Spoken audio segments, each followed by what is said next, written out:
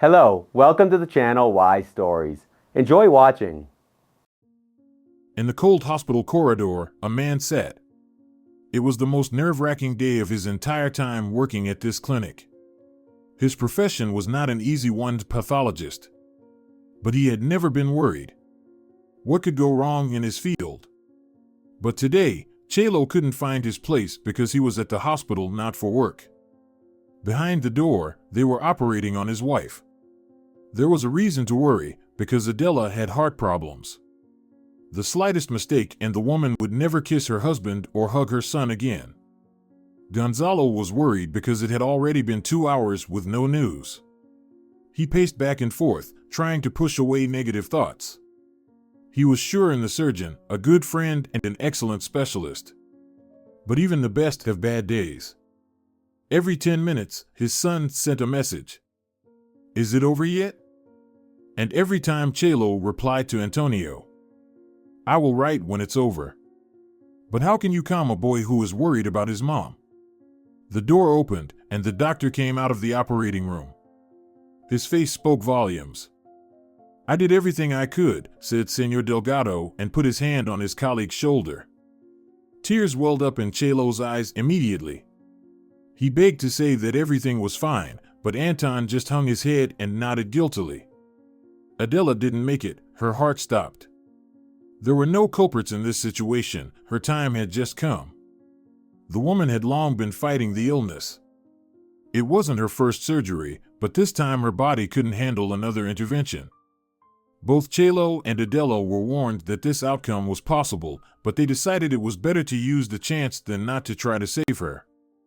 Assistants were coming out of the operating room. Each one approached Chelo and hugged him. They knew how much he cared for his wife. It was time for another message. Gonzalo didn't write it, he called his son. "It's over, my boy," Chelo said somberly. "Mom is no longer with us. It's your fault." Antonio screamed and hung up. The man didn't take those words to heart. He knew that his son would eventually recover from the shock and ask for forgiveness. Of course, Chelo wasn't to blame for what happened. Antonio blamed his father for not dissuading his mother from the surgery. The boy didn't understand that she was already destined to die, but the surgery offered a slim chance at salvation. Can you explain anything to a person in the midst of puberty? For him, his father was now his mother's murderer. Whether he was actually guilty or not didn't matter. Gonzalo said he would perform the autopsy and issue the death certificate himself. No one resisted his decision. The man sat by his wife for a long time. He asked for her forgiveness, talked about their love, and promised to take care of their son. Chelo remembered the moments when he was happy with his wife. They had tried for a long time to have a child, and when Antonio was born, they were overjoyed. With Adela, Chelo buried his own life. It no longer had any meaning for him. The man practically lived in the morgue, next to his wife's body. He was slowly losing his mind. Chelo talked to Adela. He thought she was responding to him, laughing at his jokes. Senor Molina, the chief doctor of the clinic, was about to worry. He knew that the man had a son who had been left to fend for himself all this time, living alone. Tony, however, never thought about his father. He suffered too, but at home. The boy closed himself in the apartment and didn't go out anywhere. Only on the day before the funeral did Chelo return home. They didn't exchange a word, just looked apathetically at each other and went to their separate corners. Relationships with his son deteriorated for Gonzalo after his wife's death. The boy was 15 years old, a very difficult age. He was already starting to show his character, but Adela, as a mother, had an influence on him and could appeal to his conscience. The young man didn't take his father seriously at all. Chelo knew only one method of upbringing, punishment and scolding. But the son didn't listen to him much, and Chelo didn't have the opportunity to check whether the child followed his instructions because the man often stayed late at work, taking night shifts. The boy was left to his own devices during that time. Several times Chelo had to pick up his son from the police department. Once he stole a chocolate bar from a store, another time he got into a fight with a boy from a neighboring street, and yet another time he broke a car window. The climax of this story was a conversation with the school principal. Chelo was called for a meeting. Besides the principal, the teachers, the class teacher, and the deputy head were in the office. All of them said that Antonio would have to repeat the year, and that he didn't listen to teachers and bullied classmates. The boy was practically lynched by the entire teaching staff. Chelo couldn't lift his eyes out of shame. In the end, Antonio announced that he hated them all and ran out of the office. The father wanted to chase after him, but the principal stopped him. "Are you going to keep chasing after the boy?" she asked sternly. "Where is your masculine backbone? Show your character. You see, he doesn't respect anyone." "Absolutely right," added the class teacher. "He has changed a lot. I believe you've lost control over your child. He needs a good thrashing and to be forced to hit the books." Chelo listened to all these terrible words directed at his son and himself. He now understood Antonio very well. He also wanted to send everyone away and escape from this oppressive atmosphere. "Why are you silent?" the principal persisted. "Say something. You're responsible for your son. What measures will you take?" "You asked where my masculine character went," Chelo said after some thought. "I buried it together with my wife a month ago. Antonio is in deep depression. He lost his mother, and you've created some kind of mess here. Senora de la Cruz, instead of convening a pedagogical council and vilifying my son, as a class teacher, you could have inquired about what's happening in your students' families." The teachers gasped loudly, some blushed with shame. Indeed, no one knew what had happened to Antonio's mom. The boy didn't tell anyone about it. Chelo didn't inform the school either, but he regretted it now. Perhaps, in that way, this situation could have been avoided.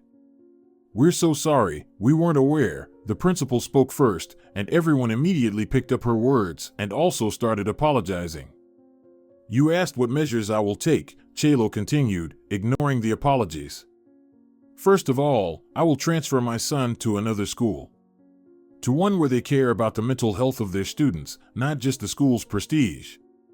Gonzalo got up from his chair and left the office with his head held high. The teachers instantly shifted their focus to Senora de la Cruz. Now they saw her as the culprit, as she didn't find out about the tragedy that had happened to Antonio. Now, if anything happened to Antonio, his father would blame the school for everything. Chelo still couldn't find his son.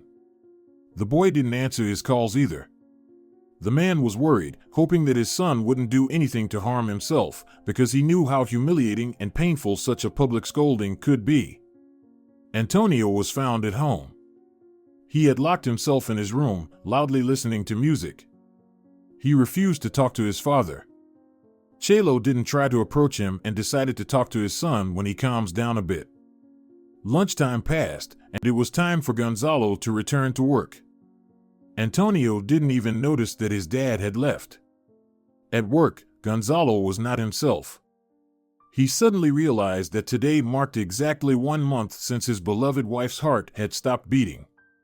Everything was slipping through his fingers. He thought about his son. He had really been losing control lately. The boy needed a supportive family member, but they were growing further apart. In the evening, he decided to talk to Antonio about transferring to another educational institution. Chelo returned home late. It was already 11 o'clock at night, but he knew that his son wouldn't go to bed at this time. However, there was no response when he knocked on the door. So, Chelo entered the room and, to his surprise, discovered that Antonio was not there. Panic immediately overtook him. He was about to call the police when the inspector for juvenile affairs, who had often talked to him over the past month, called him. The man had already saved this phone number because they had talked so frequently. It turned out that Antonio was at the police station. Chelo immediately went to pick him up. The young man had been caught drinking alcohol on the street. "This is the 4th time in 2 weeks. Soon your kid will be registered with us," the inspector said. I've already told you, Antonio has slipped through my fingers. We've had a family tragedy, Chelo explained. I would like to ask you to have a conversation with him. Maybe a psychologist will be able to reason with him? The police officer turned out to be more understanding than the teachers at school. He looked at the concerned father sympathetically and crumpled up the paper with the protocol of the minor's detention. Neither a police officer nor a psychologist will help you, the inspector gently said. Believe me, I've been working here for 20 years. I've seen all sorts of delinquents. I can say with confidence that your boy is not like them. He's genuinely lost and doesn't know how else to express his protest. Only you and only a heart-to-heart conversation between father and son can bring him back to his senses. Take a day off from work, spend the day with your child, but don't leave him alone with himself anymore. You never know what else he might contemplate. Chelo thanked the police officer and went to pick up his son. He was already devising a script for their conversation, but it always ended the same way. Antonio simply distanced himself from him. Gonzalo knew his son well and understood that there was no other way. They spent the rest of the night without sleep. Antonio lay in his room, trying to make sense of everything that had happened to him in the past few weeks. Chelo was doing the same. And both of them missed Adela terribly. The boy wondered, how would Mom react to my behavior? Would she be as indifferent as Dad? Probably, it would greatly upset her. After all, she is watching over me. Tony believed that Mom was watching him from heaven. Only at that moment did he feel ashamed. His conscience was gnawing at him. At the same time, Chelo was thinking the same thing. He talked to Adela, asked her to give him advice on how to handle this situation. He apologized for losing touch with his son. It wasn't always like this. They used to love spending time together, but as Antonio grew older, he distanced himself more and more. It's hard to imagine now that they will go on a hike together again, or watch a movie together, or just sit down at the same table for dinner. People always have to let go of their adult children, but Tony had to grow up too early. Chelo wasn't ready to lose him yet. The next day, Chelo decided to finally have a conversation with his son. Even if nothing comes out of it, he would know that he tried. Surprisingly, Antonio didn't try to avoid the conversation. He sat opposite his father and listened attentively. However, the man didn't know that his son had been analyzing his own behavior all night long. Perhaps they needed to reach this breaking point to understand their mistakes, because both the father and the son had made them. Tony, as a pathologist, I can tell you how alcohol affects the body, Gonzalo began, but I understand that it won't have much impact on you. Besides, you can see that I sometimes allow myself to drink, so let's talk in a different way. You're only 15, and you've already decided to ruin your future. You sound just like our teachers, his son interrupted. That I'm good for nothing, that I'll face discipline, expulsion from school, family shame, and so on. Will there be anything new, or should I just leave? If you seriously want to lecture me about the harm of alcohol, it won't work. You're not a worthy example yourself. Chelo endured his son's sarcasm. He managed not to raise his voice. He also realized the truth in what Antonio had said. After all, he wanted to have a heart-to-heart conversation with his son, without unnecessary moralizing and insults. Even after such an indifferent response from Antonio, he still saw that the boy was willing to listen to him. As for discipline, they don't joke about it, Chelo sadly said. You don't even realize how much money I've already given to the police to keep you from being registered as a troubled kid. You were supposed to be on the record after your first visit to the station. What do you think are the consequences of that? I think you know. Antonio guiltily lowered his eyes. He had never really thought about why things always seemed to go smoothly for him. At that moment, he felt ashamed because he knew that his father wasn't so wealthy that he could bribe the police for every mistake he made. Chelo was slightly relieved when he noticed that his son realized his own wrongdoing. I understand that you're feeling bad, continued the father with more confidence. I am too. Mom's death shouldn't drive us apart. On the contrary, we need to come together to get through this difficult period hand by hand. Suddenly, Chelo's phone rang. He ignored it because they were calling from the hospital and it was his day off. A minute later, he received a message, after which he called the chief doctor, apologizing to his son. "Is he alive?" Gonzalo asked immediately. "He's alive, but injured," the chief doctor replied. "Come over, it's an urgent case. We need to process it today. Daughter of some important people. They suspect alcohol poisoning." Chelo replied that he would come right away. The message said that his partner had been in an accident, so he needed to fill in for him. He even felt a bit relieved that he was called to work with such a case. "Get ready," he told Antonio. "You're coming with me." "Where?" "To the morgue?"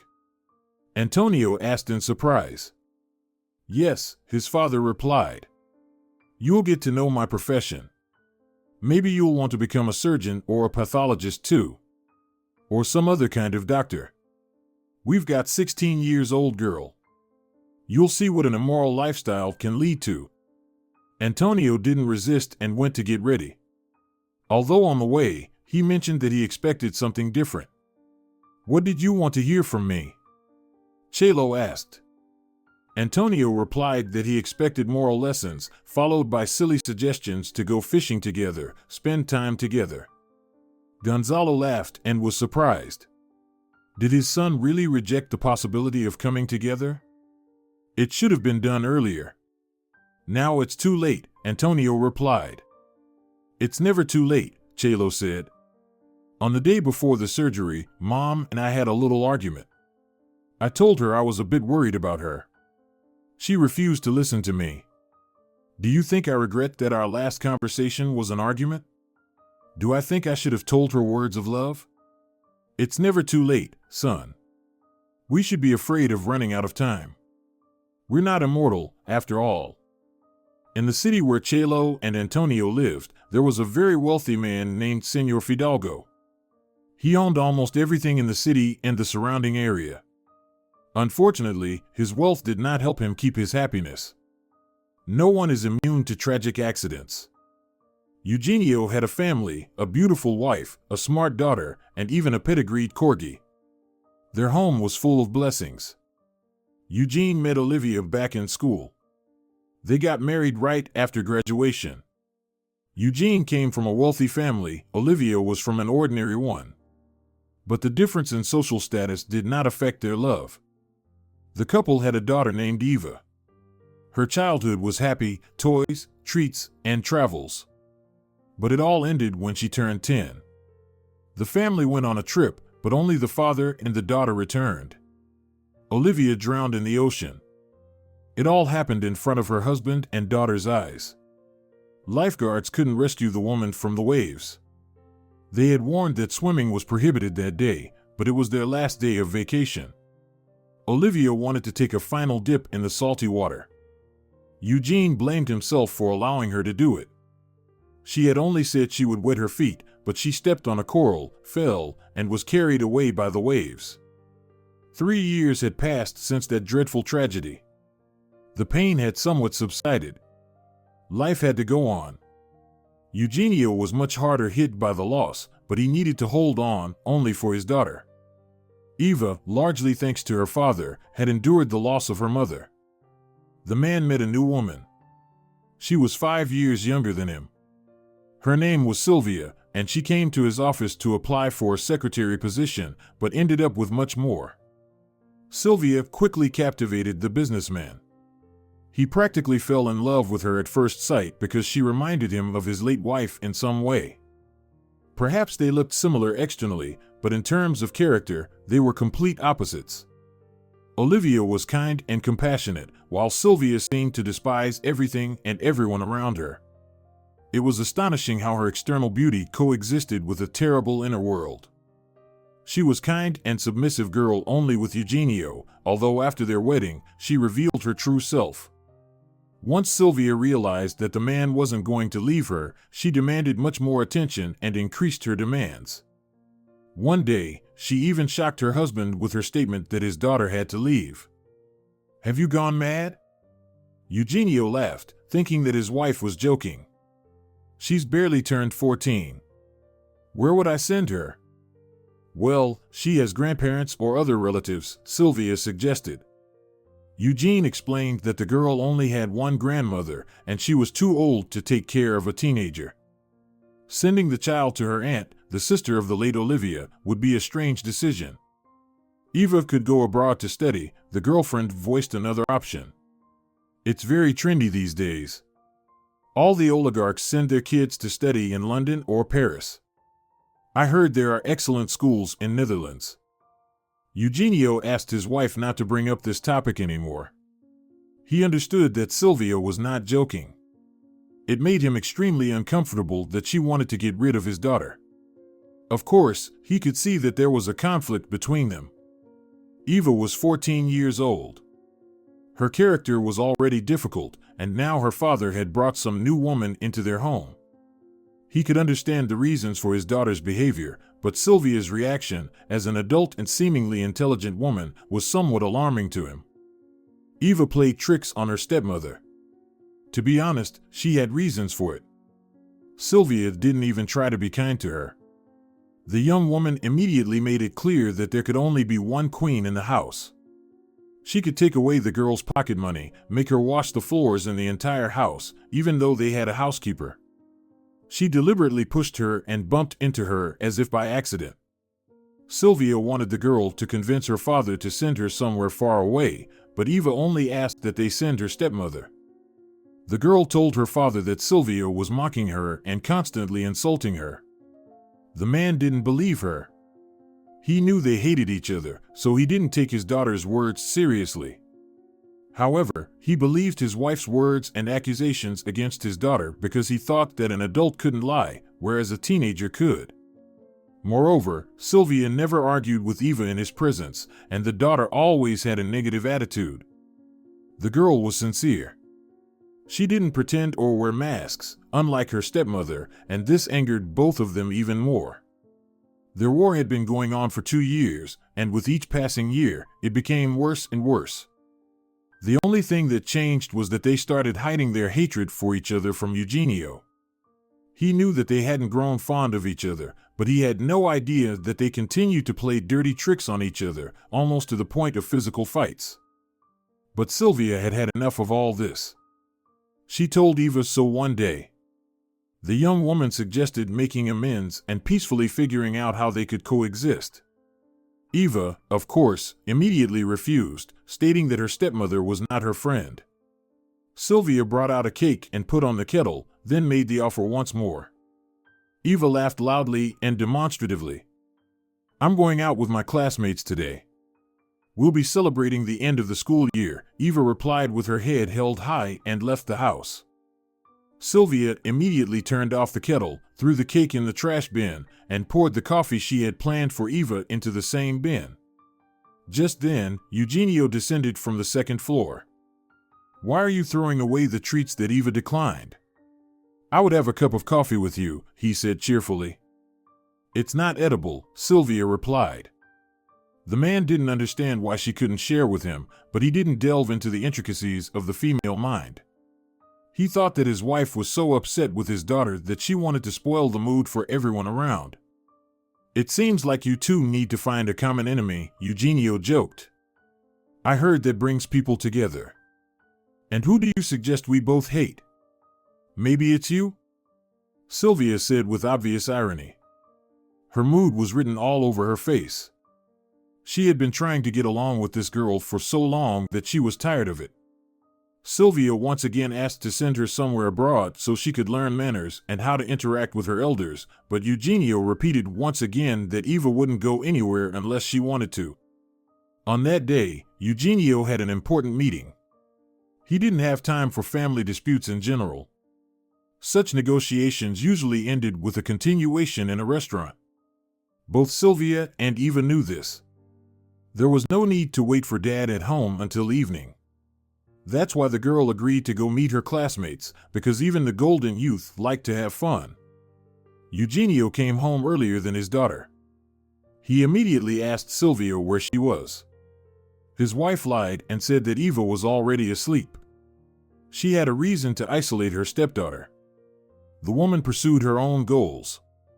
The man went straight to bed because his condition was such that he was no longer capable of anything. The girl only came home an hour after her father. Her condition was about the same as his. Sylvia immediately went to her. She helped her take off her shoes, wash her face, and tucked her into bed. "Are you going to run to Daddy to complain now?" Eva asked, barely moving her tongue. "Stop seeing an enemy in me, go to sleep faster." "I told him that you've been in your bed for a long time," Sylvia replied. "And have a drink of this so that your father doesn't notice you have a hangover tomorrow." Eva drank the drink that Sylvia offered her. She leaned back on the pillow and pulled the blanket up to her nose. "Don't think that we're friends now," Eva said one last time. "I never planned to be friends with you." "I just don't want your father to get upset," her stepmother replied and closed the door. She couldn't keep her father from getting upset, but he didn't see his daughter with a hangover. In fact, Eva didn't wake up in the morning at all. Eugenio only remembered that the girl was still in bed after lunch.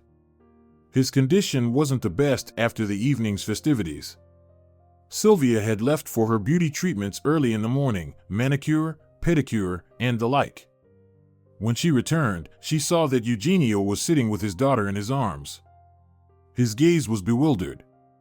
"I don't understand what's happening to her," said Eugenio, tears welling up in his eyes. "Why isn't she waking up?" "Oh my God!" Sylvia exclaimed.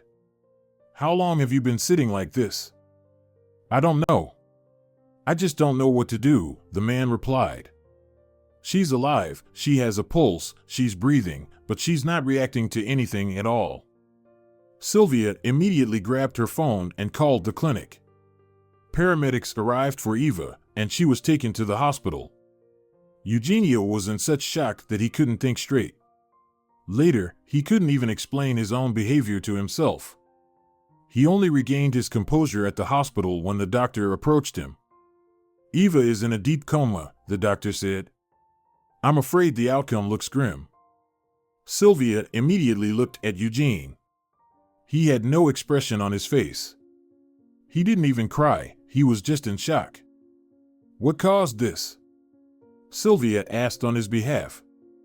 "The girl has a serious alcohol poisoning," the doctor replied. Eugenio was even more shocked. He couldn't understand how this could have happened since his daughter had never tried alcohol. He spent several hours sitting by his daughter's side, begging her to wake up, promising that he wouldn't scold her, but Eva didn't react at all. In the evening, he started to think. He remembered coming home at night. "You said that Eva was already asleep," Eugenio asked Sylvia. "Didn't you notice that she was drunk? If she had poisoned herself so seriously, it would have been impossible not to notice." Sylvia didn't even flinch. She wasn't at all frightened by such a logical question from her husband. It seemed that she already had an answer prepared. "When I came home, Eva was already asleep," Sylvia replied. "She told me that she was going to meet her classmates. I thought she was just tired." Eugene immediately latched onto this statement. The next day, he went to find out who Eva had been with, where they had been, and what they had been drinking. While he was conducting these inquiries, the doctor called him urgently and asked him to come to the clinic. Eugene rushed there with high hopes. He simply couldn't believe that anything could happen to his daughter. But upon arriving at the doctor's office, Eugene immediately realized that there would be no good news. The doctor's look said it all. "Unfortunately, Eva's heart stopped beating today," the doctor said with a grim expression. "She stopped fighting, and we lost her." "I want to see her," Eugene said. He didn't believe it until the very end, until he saw his daughter's body on the morgue table.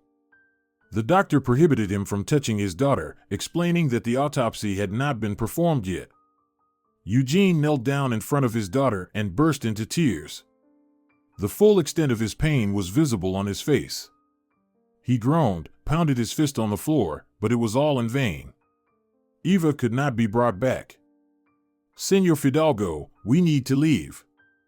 The forensic pathologist has already arrived. He needs to work, the doctor said gently. The man got up from his knees, looked at his daughter one last time, and asked for her forgiveness. As he left the clinic, Eugene almost knocked down a young guy, and the man who was with him shouted something after him, but Eugene paid no attention to anyone. He didn't even apologize. Sylvia was sitting at home, watching TV. When Eugene entered, she immediately turned it off. The sight of her beloved terrified her. "I saw on the news that you caused a stir," she said. "The restaurant where the kids were partying got shut down for inspection." "I'll destroy them all," Eugene declared loudly.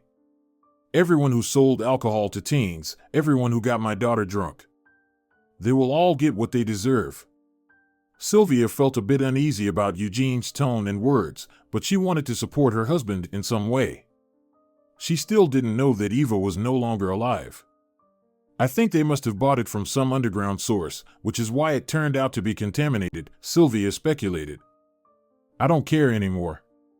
I'll even find the person who poured this poison into the bottle." Eugene continued to work himself up. "Eva is gone.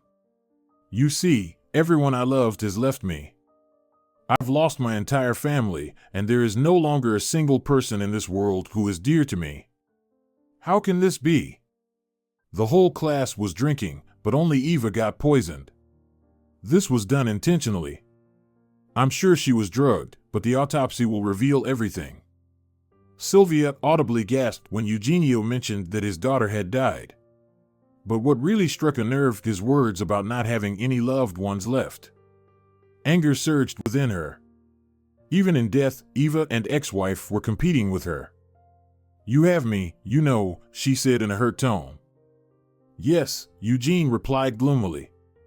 "But you can't replace my daughter." Chelo quickly changed, put a robe on Antonio, and they both headed to his workplace. On their way, the chief doctor stopped them. "Chelo, I'm asking you, do everything at the highest level," the doctor said. "This is the daughter of a very big shot. He was here earlier, and I thought he would put us all in the same condition as her." "Well, probably it was him who almost broke my son's nose at the entrance," Gonzalo guessed.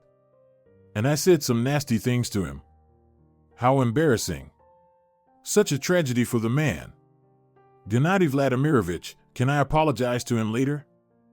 "It's no big deal. I think he didn't even notice you," the doctor reassured him.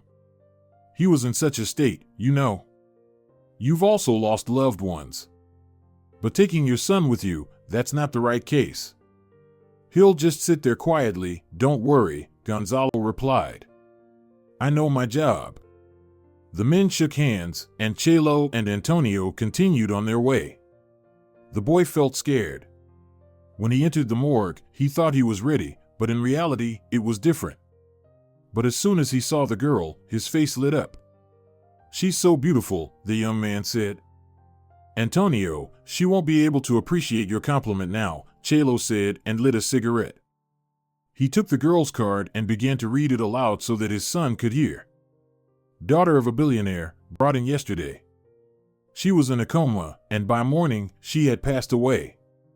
Look, even the children of billionaires are not immune to such a senseless death. Do you want to end up in her place too?" Antonio shrugged his shoulders. He was terrified. While his father turned away to continue with the preparations, the boy couldn't help but move closer to the girl. "Eva Fidalgo," Chelo was saying out loud. He stood with his back to his son and couldn't see what the boy was doing. "Now it's clear whose daughter she is. Yes, he's an influential person, no doubt about it."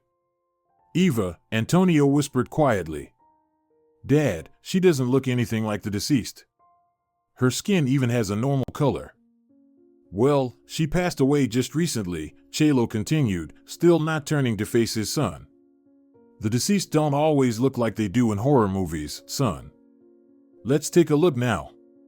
Gonzalo turned around, and his cigarette fell from his mouth. He saw Antonio holding the girl's hand and looking at her with love-struck eyes. He was about to shout, but he suddenly halted his impulsive move when his son's words struck him. "Dad, she's warm," Antonio said. Is that even possible? No. This definitely shouldn't be happening, Chelo said slowly. You must be mistaken. Why are you even touching the body? Take your hands off. But his son didn't obey. He put his ear against her chest and then ran his hand over her mouth. His eyes widened, and a strange expression crossed his face, a mixture of fear and joy. Dad, she's breathing, and her heart is beating, the young man said. See for yourself. I haven't gone mad. Chelo approached Eva and checked her pulse. His eyes quickly widened, and he rushed to the chief doctor's office, but Senor Flores stopped him suddenly. He had been Eva's attending physician. Chelo, what are you doing here? You're supposed to be off today, Anton exclaimed. Renato got into an accident, and they called me in, Gonzalo quickly replied and rushed further. Senor Flores's expression changed suddenly. He quickly changed direction, heading towards the doctor's lounge. Within 5 minutes, he was sitting in his car, which refused to start. Gonzalo and Senor Molina were already descending into the morgue. Chelo, I hope you don't think I don't trust you, the chief doctor said before approaching Eva's body, but Adela already talked to you before the autopsy. Please, check for yourself, Chelo said. Senor Molina checked for a pulse and immediately took out his mobile phone. Send the orderlies to the morgue quickly. We're transferring Eva Fidalgo to the ICU. Get all her tests again, connect her to the machines. The girl is alive. The doctor ordered in a commanding tone. Send for Anton to join me. I'm sorry, but Senor Flores has already left. He said he had a burst pipe at home, the doctor on the phone replied. Then he should flood his neighbors but return here. Find him quickly. Senor Molina yelled and hung up. If Anton is involved in this, you're unlikely to catch him, Chelo said meekly. He almost fainted when he found out I was replacing Renato today. I think they were in it together. Well, I won't be able to hold Renato responsible for this either, Gennady replied. You understand whose daughter this is, right? Her father will ask questions. How am I supposed to explain this entire situation to him? Tell him it was a medical mistake, Antonio suggested, his voice trembling with fear. Only now did Gennady remember that there was also the son of one of his employees present. He got even angrier and ordered that the boy be removed from the morgue. Such a situation had occurred, and they had unnecessary witnesses. Chelo added indignantly that it was his son who pointed out that the girl was alive. You say like you wouldn't have noticed, shouted Gennady. Take the boy out of here. You'll come with me to talk to her father. Antonio waited for his dad in the doctor's lounge for several hours. He couldn't forget about this girl, approached the nurse to inquire about her condition, but, of course, no one gave him any information. Eugenio didn't want to go to the hospital. Gennady didn't tell him over the phone what they had discovered during the autopsy. It took a long time to convince the man to come. Sylvia became worried when she learned that her husband was being called back to the clinic. Do they want to mock you? Asked she. Maybe you shouldn't go? They said I need to sign some papers. They've probably already determined the exact cause of death, Eugene replied. I'll go. I'll need that report to file a complaint against the restaurant. Eugene suspected something was amiss when he saw 2 doctors in the office. Their behavior was strange, and they didn't offer him any papers. Gennady and Gonzalo were trembling with fear as they explained that Eva was indeed alive. They were afraid of his reaction. Who found out that Eva is alive? Asked Eugene, and his tone didn't reveal whether he was asking with good intentions or not. I did, Chelo answered modestly. Or rather, my son did, but I would have figured it out myself. Eugene confidently approached the pathologist. The pathologist tensed up, preparing for something unpleasant, but the wealthy man got down on his knees and hugged Xavier's legs. Thank you, he whispered. We suspect that someone has bribed our doctors, Gennady continued speaking after helping the man up and seating him on a couch. Eva's treating physician ran away, but the police are already looking for him. And the pathologist who was supposed to conduct the autopsy is in the trauma department with multiple fractures. Eugene clarified that if it weren't for Chelo, he would have buried his daughter alive. We don't know what their plans were, why they needed to do this at all, Gennady said. But most likely, Renato is involved in this. The police are already talking to him. We reported everything to the authorities first. All right, I'll wait for more information. Can I see Eva? Asked Eugene. Of course, no one could deny him that. Eugene could only look at his daughter through a small window in the door. They didn't let him into the ICU. He was told that the blood tests were incorrect. Poisonous substances were found in the girl's blood. They would have to wait for her blood to be cleansed and for Eva to regain consciousness. Don't worry. Now we know exactly what to do, said the new doctor. I assure you, there was no alcohol poisoning. Someone deliberately wanted to fake her death. Antonio stood a little apart from the businessman and the doctor. He overheard their conversation. Now he cared deeply about the girl's fate. It seemed he had fallen in love with her at first sight. When Eugene finished talking to the doctor, he noticed the boy standing modestly behind him. Aren't you the hero who prevented me from making the biggest mistake of my life? He happily asked Antonio. The boy took a step forward. He didn't want Eva's father to think of him as weak or a coward. Yes, Antonio confidently replied. But my dad would have understood anyway. It doesn't matter. The first one to see is the hero, Eugene laughed and shook the boy's hand. As a businessman, I'm telling you, never shift your merits onto others. I'm grateful to you. Eugene wanted to say a few more words to the young man, but a phone call interrupted him. It was the investigator who was questioning Renato. He reported that he wanted to talk to the girl's father. The man was crying and asking for a meeting. I need to step away, said Eugenio to Antonio, who almost jumped when the man addressed him. Watch over Eva. If there are any changes, call me. Eugenio handed his business card to the young man. Antonio, astonished, took it. Pride overwhelmed Antonio. He was given permission to look after Eva and was entrusted with some responsibility.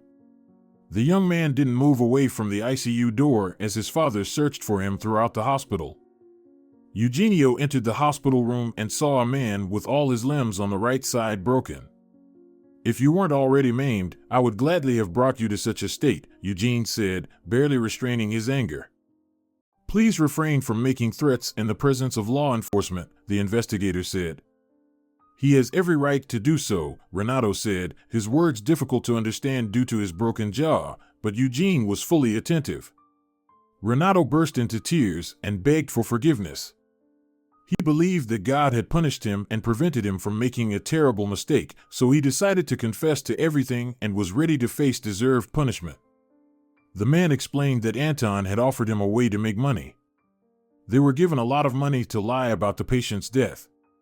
Renato had to confirm it all and administer a drug so that Eva wouldn't regain consciousness before the funeral. Eugene clenched his fists so tightly that deep nail marks remained on his palms. He asked only one question. Who? But Renato said he didn't know. All negotiations with the client were conducted by Anton. He has already been detained at the airport, the investigator added. I think we need to move to the department and talk to him. Renato asked for forgiveness again, but Eugene said he couldn't do that, although he was grateful for his confession. In the end, he added that the universe had already punished him, though he believed it was not enough. Anton didn't give up as quickly as his accomplice. He claimed that he was being framed. Renato simply wanted to avoid responsibility, so he dumped everything on him. He explained his sudden departure by saying that his mother had fallen ill in the village, so he needed to leave as soon as possible. I didn't know our doctors were making so much money that the Maldives are just a village to them, the investigator laughed. After all, your mother is there, if I understand correctly? Anton was flustered and didn't know what to say. Eugene, who had been watching the interrogation from another room all this time, was struggling to hold himself back. He begged to be allowed to see the would-be killer of his daughter, saying he would definitely extract a confession, but the police didn't allow it. However, after Eugene wrote down a certain sum on a calculator, the investigators decided to make an exception. "You wanted to bury a 16-year-old girl alive," shouted Eugene, bursting into the interrogation room. "If you have even a drop of conscience left, just nod at the right photo. If you give up the mastermind behind the crime, your sentence will be less," the investigator added. Eugene took out his phone and showed a picture of his main competitor. He turned the screen toward Anton. He stared at the picture for a long time, then looked at Eugene. He didn't make any movements. Then the man showed a photo of a happy Eva and reminded him that she was his daughter. He told him that her mother had drowned in front of her eyes. The girl already had a shattered fate. How would she restore her psyche now? He didn't know. But he knew for sure that both she and he would sleep better knowing who was behind all this.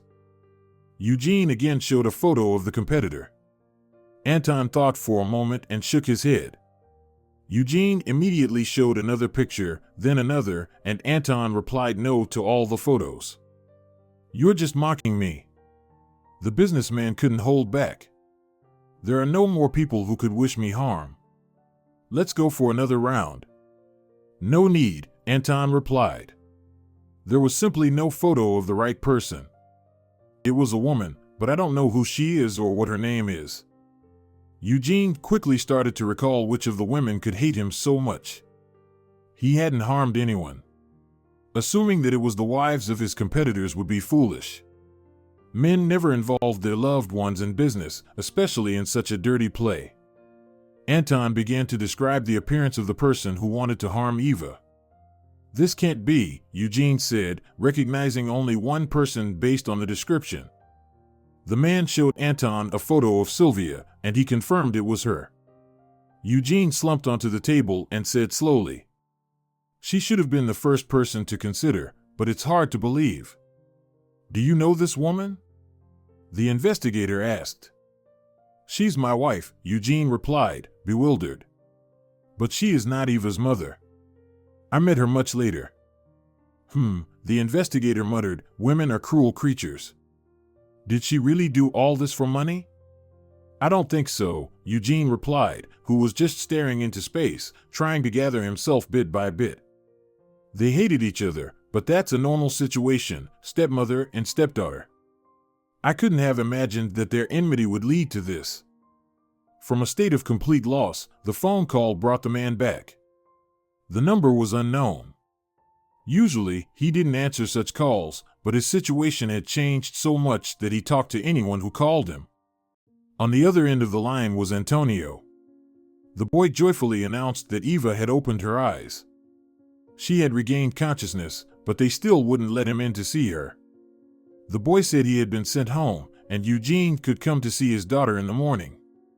Eugene thanked the young man and added that he would not forget his help. He saved Antonio's number because he genuinely wanted to thank him properly. At that moment, the man realized that two more people had entered his life, whom he would now consider close and family. The investigator immediately called his colleagues to inform them that the organizer of the poisoning of the girl had been identified. Eugene asked for just one thing, for him to personally confront his wife before she was taken into custody by the police. No one objected. Such a thing was not encouraged, but in this city, all doors were open to Eugene. Sylvia was waiting for her husband at home, completely unaware that her plan had been uncovered. She greeted Eugene with feigned sympathy. At that moment, the man realized what an idiot he had been. How could he not notice her deceit?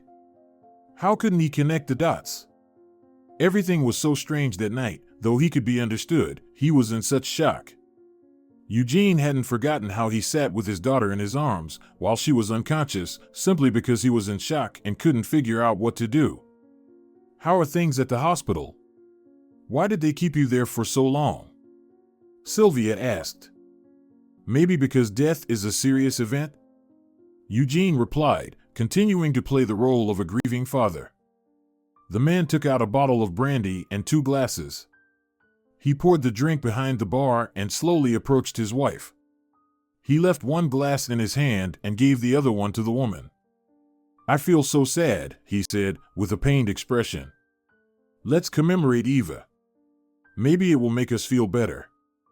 Sylvia said that they should, of course, hold some sort of memorial. They didn't clink glasses. Eugene barely brought the drink to his lips, waited for the woman to take a greedy sip, and then placed the glass on the table. "No, you know what, I changed my mind," he suddenly said. "Have you already drunk?" "Yes," the girl replied, not understanding. "What do you mean by changed your mind? About drinking?" "No. About dying," Eugene replied, his voice suddenly changing. It sounded mocking and cruel. "How did you do it? Injected her, drugged her?" Sylvia immediately stopped. She looked at her husband with a furious gaze and jumped on him in an instant. The girl started hitting him on the head, tearing at his hair. Eugene laughed, even though it hurt him, but he was overtaken by hysterical laughter. All of this was stopped by the police, who were watching through the window.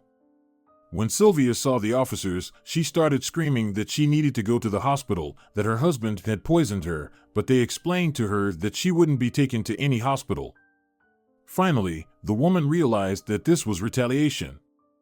In the police station, investigators had to work hard to calm Sylvia down first and then get her to confess. She didn't want to admit to what she had done. They even had to arrange a lineup. When Sylvia learned that both of her accomplices had confessed, she had no way out. She had poisoned Eva with a drink that she had given her supposedly to cure her hangover. Then the doctors took care of the rest. Anton altered the test results to hide the traces of poison in the girl's body. Renato was supposed to finish the job. Fortunately, the woman's plan failed. Now she would face the consequences of her actions. As soon as they took Sylvia away, Eugene could finally breathe. It seemed that the story was coming to an end. All that was left was to help his daughter recover and thank her saviors. In the morning, Eugene arrived at the hospital even before visiting hours began, but an exception was made for him. Eva was smiling as widely as she could in her condition. "Have you learned now what happens to those who drink questionable alcohol at unknown parties?" Eugene grumbled to his daughter. "Dad, stop it," Eva laughed. "I know what happened to me. 3 nurses and 1 orderly have already told me about it. Tell me, who was the boy looking at me through the window yesterday?" Eugene explained that there was no need to be afraid of him. He told her that this young man had saved her. But Eva replied that she wasn't scared of him. On the contrary, she liked him and wanted to meet him. Eugene arranged a meeting for her. Additionally, his daughter reminded Eugene that it wouldn't hurt to apologize to her friends. They had already cut off contact with her. Everyone was saying that her dad had scared them to death, and he had even closed the restaurant. Eugene had already forgotten about his initial desire to stage a public execution for everyone he believed was responsible for what happened to Eva. Of course, he apologized both to the kids and to the restaurant owner, who had faced significant problems. It took another investment to restore the establishment's reputation. When Eva was discharged from the hospital 2 weeks later, Eugene threw a real celebration in her honor, gathering all her friends and his own. Among the invited guests were, of course, Chelo and Antonio. Eugene hadn't organized such a meeting with so many of his friends and partners for no reason. He wanted to make an important announcement. Gonzalo even clutched his heart when he learned about the reward he and his son would receive for saving the girl. Eugene transferred part of his business to the surgeon, assuring him that there was no need to worry because experienced individuals would be in charge and they would now be under Chelo's supervision. Additionally, Eugene was always ready to provide assistance. Antonio spent the entire evening talking to Eva, and they became friends. "Eugene, why did you give us such a gift?" Chelo humbly and shyly remarked. "I don't know anything about this business. I love my job, no matter how grim it may seem. I need financially secured son-in-law." Eugene winked and gestured towards the children, who couldn't keep their hands off each other. Eva had even forgotten about all her mates. "The whole evening with your Antonio," he said. Believe me, that's how the strongest relationships are formed. If you enjoy cutting bodies, no problem. You can continue doing your job, and when the young man comes of age, you can transfer the business to him. Gonzalo didn't know how to react to this proposal, but he understood that refusing such a gift from fate would be foolish. This story and the encounter with Eva had positively influenced Antonio. As Eugene had promised, he transferred him to another school. Now the guy was studying at an elite institution, in the same class as Eva, who was just one grade ahead. After completing school, Antonio easily gained admission to the economics faculty. He excelled in his studies and started engaging in sports. He pursued economics to be able to manage the business that Chelo had indeed transferred to him. Chelo didn't want to part with his beloved work. When Antonio turned 18, he and Eva got married. Both fathers supported them despite their young age. No one doubted the sincerity of the newlyweds' feelings. The story of their meeting was incredibly romantic, a tale to be proud of and decent story to share with their future children. But all of that lay ahead for the couple. For now, they simply loved each other and enjoyed their happy life, while Sylvia and the doctor served their prison sentences. Renato got a suspended sentence. Eugene forgave him and was grateful for his help in capturing the main culprit. If you're enjoying it as well, leave a like and subscribe to the channel.